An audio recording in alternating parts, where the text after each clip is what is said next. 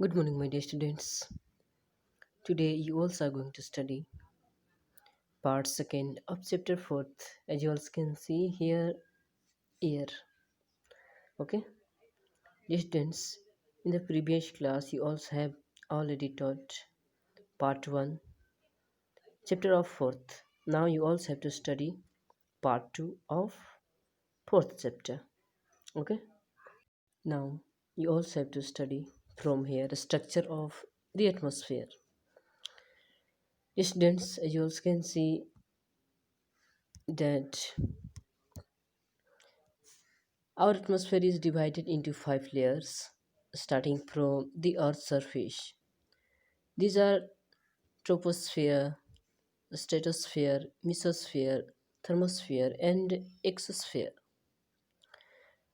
Dear students, आप सभी यहाँ पे देख सकते हैं कि एटमॉस्फेयर का जो लेयर है वो फाइव पार्ट में डिवाइडेड है. First is troposphere, second is stratosphere, mesosphere, thermosphere and exosphere. Total five layers हैं हमारे एटमॉस्फेयर के. Now you also have to study here about troposphere. This layer is most important layer of the atmosphere. Its average height is 13 kilometer. The air we breathe exists here. Almost all the weather phenomena like rainfall and fog and hailstorm occur in this layer.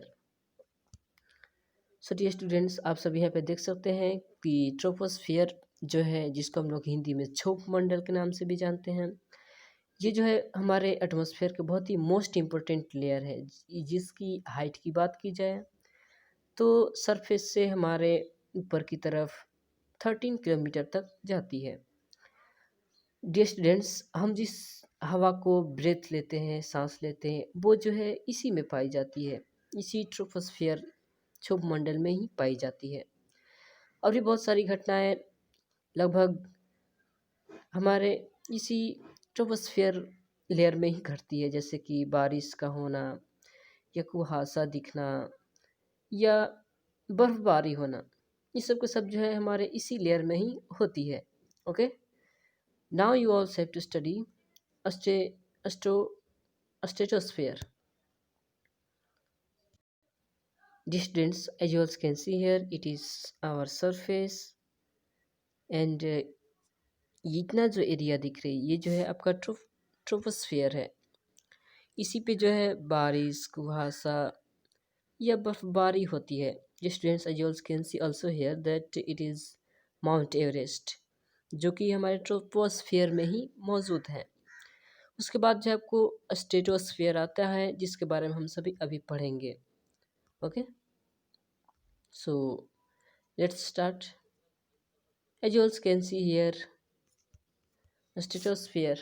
Above the stratosphere lies the stratosphere.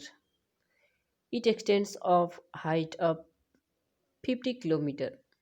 This layer is almost free from clouds associated weather phenomenon, making conditions most ideal for flying aeroplanes.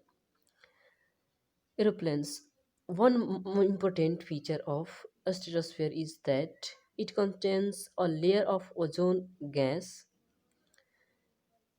We have just learned how it protects us from the harmful effect of the sun ray. Distance, as you all can see here, कि stratosphere जो है, जिसको हम लोग समताप मंडल के नाम से भी जानते हैं. डिस्टेंस, यहाँ पे आप सभी देख सकते हैं कि ये जो है ट्रोपोस्फियर के ऊपर ही होते हैं स्ट्रेटोस्फियर, जिसकी हाइट की बात की जाए तो 50 किलोमीटर तक है. और यह एक ऐसा लेयर है डियर स्टूडेंट्स जहाँ पे जो है क्लाउड्स से ये जो है लगभग फ्री रहता है, और भी वेदर फिनोमिना घटनाओं से जो है ये सुरक्षित होती है. स्टूडेंट्स, ड्यू टू इट यहाँ पे जो है कंडीशन अच्छे होने के कारण, आइडियल कंडीशन होने के कारण यहाँ पे जो है एरोप्लेन को भी फ्लाइंग कराई जाती है, उड़ाई जाती है. One important feature of stratosphere is that कि यहाँ पे जो है ओजोन गैस जो है इस लेयर में कंटेन होती है, जो कि हमें जो है हार्मफुल इफेक्ट सन रेज से जो है ये बचाती भी है।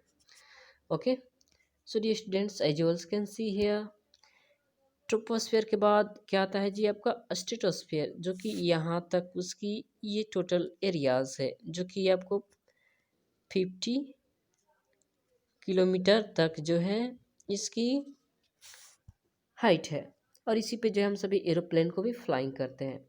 Okay, distance now third layer is mesosphere, distance जिसका मतलब होता है मध्यमंडल। Okay, so dear students, as you all can see here, this is the third layer of the atmosphere. It lies above stratosphere. It extends up to height 80 kilometer. Meteorites burn up in this layer on entering from the space.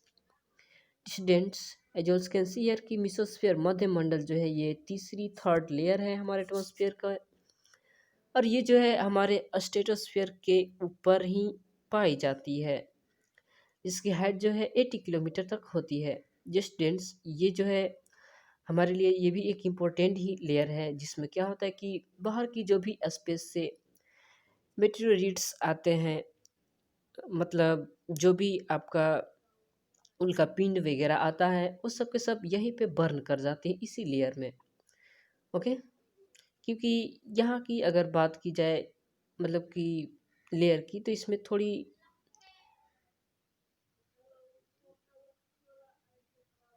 आपका जो है ताप पाई जाती है, due to it यहाँ पे जो है वो जो है बर्न कर जाती है। By the help of this picture, as you can see here, stratopause यहाँ से लेकर यहाँ तक स्ट्रेटोस्फेयर का जो है एरिया है, जिसका जो है आपने अभी पढ़ा कि उसका हाइट जो है लगभग आपको 50 किलोमीटर है। एंड मेसोस्फेयर की बात की जाए तो ये जो है आपका 80 किलोमीटर तक है, जो कि ये आपका एरिया है। ओके, उसके बाद जो है थर्मोस्फेयर आता है। So let's start to read about it. Thermosphere, in thermosphere temperature rises very rapidly with increasing height. Ionosphere is a part of this layer. Students, thermosphere की बात की जाए जिसका मतलब होता है बाह्य मंडल। स्टूडेंट्स, यहाँ पे जो है ज़्यादा मात्रा में गर्मी जो है आपको इंक्रीजिंग होती रहती है हाइट बढ़ने के साथ साथ, और इसी लेयर में जो है आइनोस्फेयर भी पाई जाती है। ओके, जिसका मतलब होता है आपका जो है ion Mandal. Okay, it extends between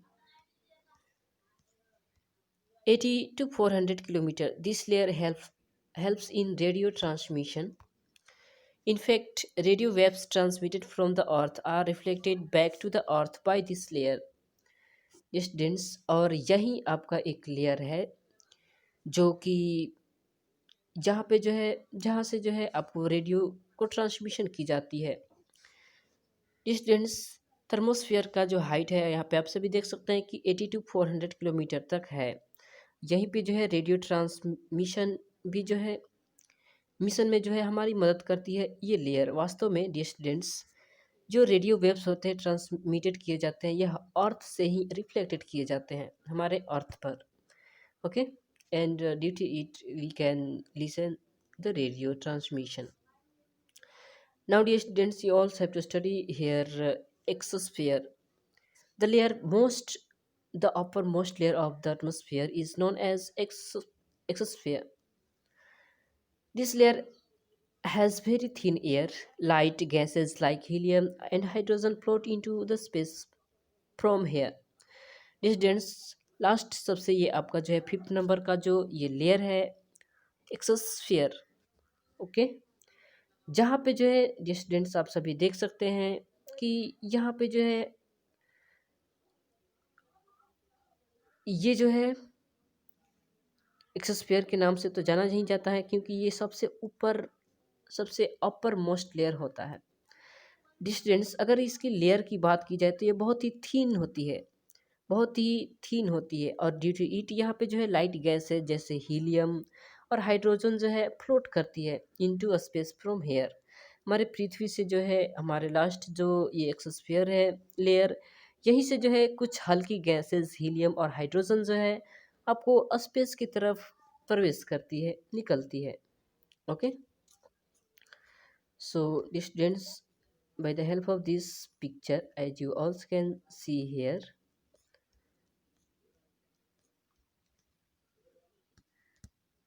that it is troposphere, the area of troposphere, and it is the area of stratosphere. Okay, and यहाँ तक है जी।